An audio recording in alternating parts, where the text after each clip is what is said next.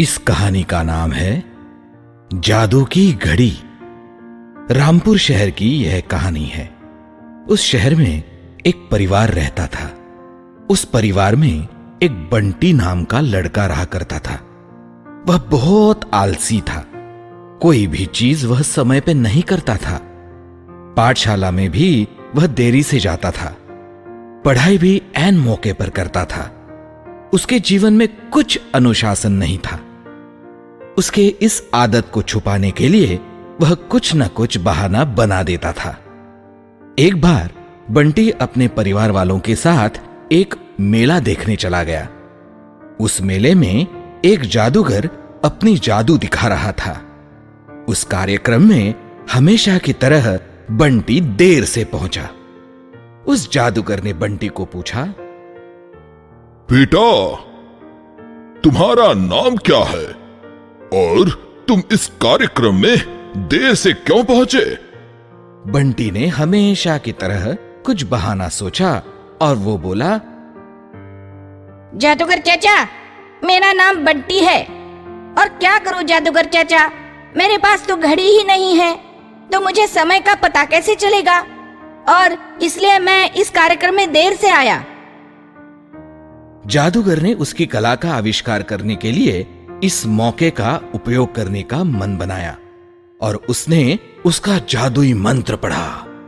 अब्राकाडाब्रा, देखो मेरे जादू का कमाल। इस बंटी के लिए अब मैं एक जादुई घड़ी निर्माण करता हूं। और ऐसा कहकर उसने उसके आस्तीन से एक प्लास्टिक की खिलौने वाली घड़ी निकाली।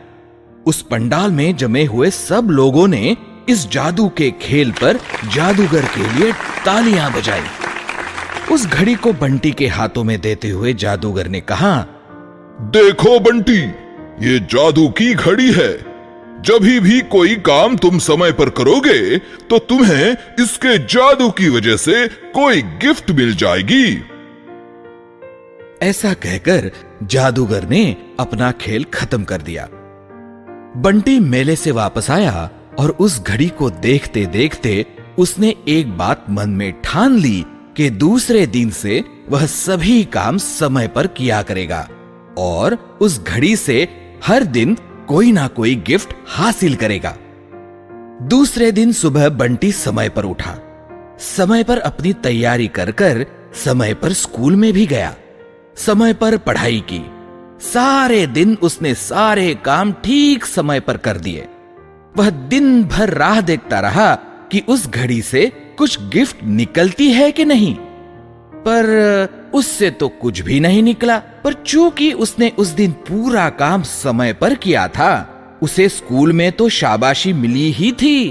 पर शाम को बंटी के हाथ में एक चॉकलेट रखकर उसकी माँ बोली, बंटी, तुमने अच्छे बच्चे की तरह बिना बताए अपनी पढ़ाई और अपने सभी काम समय पर पूरे कर दिए, इसलिए मेरी तरफ से ये चॉकलेट मैं तुम्हें गिफ्ट देती हूँ। गिफ्ट का नाम सुनते ही बंटी का चेहरा खुशी से खिल गया और उसे लगा कि वह जादुई घड़ी सच में अपना जादू चला रही है। और हर दिन बड़ी उत्साह से वह अपना हर काम समय पर करने लगा। और हर दिन उसके इस अच्छे वर्तन की वजह से उसे कोई ना कोई कुछ न कुछ गिफ्ट जरूर देता था। और बंटी का उस घड़ी पर विश्वास और भी बढ़ जाता था और वह अपना सब काम हमेशा समय पर करने लगा। अगले साल उस शहर में वही मेला फिर से आया और बंटी इस बार उस जादूगर के खेल के पंडाल में समय पर पहुंच गया।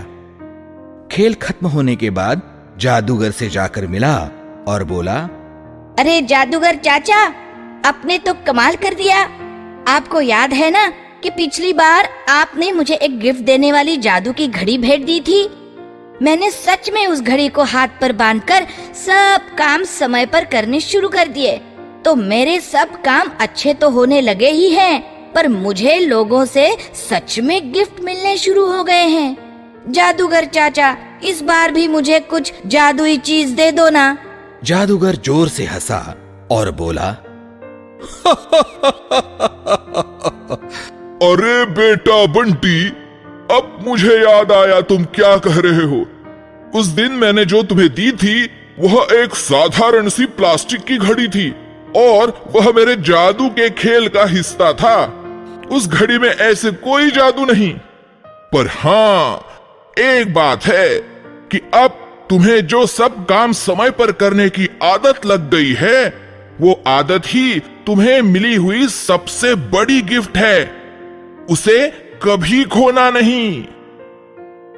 तो बच्चों, इस कहानी से हमें ये सीख मिलती है कि कोई भी काम समय पर करना चाहिए और इस आदत की वजह से सफल जीवन की गिफ्ट हमें हमेशा के लिए मिल जाती है।